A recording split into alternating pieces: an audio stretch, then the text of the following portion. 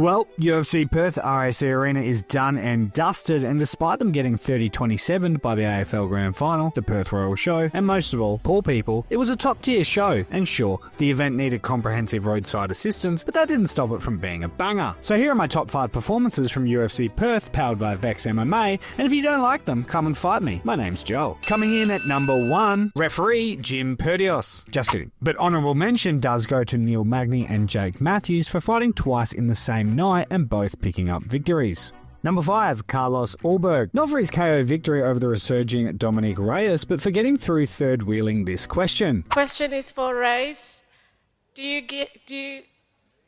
you agree with everyone else that Carlos is the best looking guy in the UFC?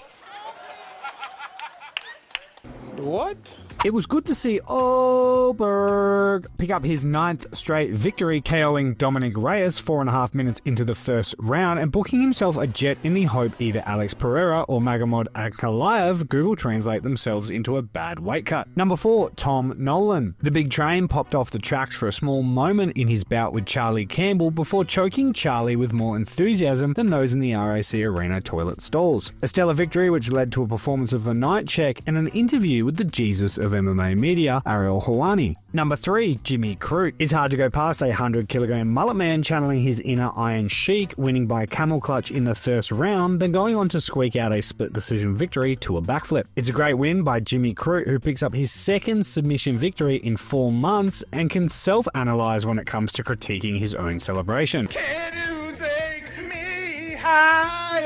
Number 2, named after the champion horse Farlap for a reason, Jack Jenkins showed more heart than a royal flush when he came back from a life-threatening injury, cracking the cartilage in his neck back at UFC 312, before letting the emotion go, taking out Ramon Tavares by decision. His opponent weighed in over the featherweight limit and had to give up some of his fight purse, which was awarded to Jenkins. Then Jack, as wholesome as he is, decided to spend it all on Maccas, but in a good way. And coming in at number 1 for top performances at UFC Perth, Brando Peretic. For a man that slept in his car and took out a $100,000 loan just to get in the UFC, it's hard to believe that this man once held a gun to his head 4 years ago, battling back from depression and difficulties in his fight career to finally get his opportunity, moved from Dana White Contender Series straight into the UFC, and boy did he show out. First round victory over Eli Ellison. Now UFC Perth is done and dusted, and it might not have been a sellout, but for those that went, I'm glad you bought in.